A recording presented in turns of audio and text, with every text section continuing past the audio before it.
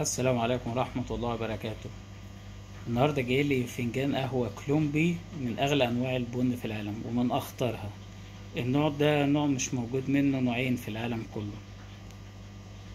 هنجربه معاكم ونشوف رأيكم فيه.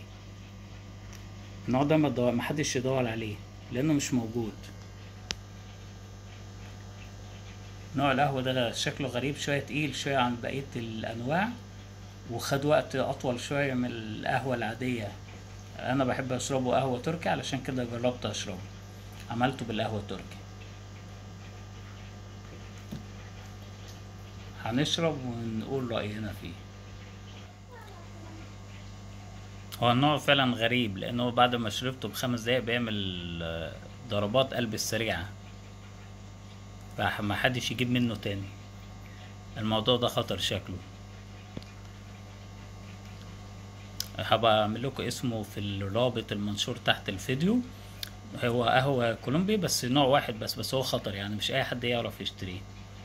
انا ليا واحد شغال في كولومبيا هناك، صاحبي شغال هناك، بعتولي بس قال لي ما تشربوش لوحدك، لازم يكون حد قاعد معاك عشان لو حصل لك حاجه يلحقوه. هو في شكله كده عنده حق، لانه بيعمل ضربات قلب السريعه معاك. خدوا بالكم. يلا اشوفكم على خير، اشتركوا في القناه وفعلوا زر الجرس. سلام.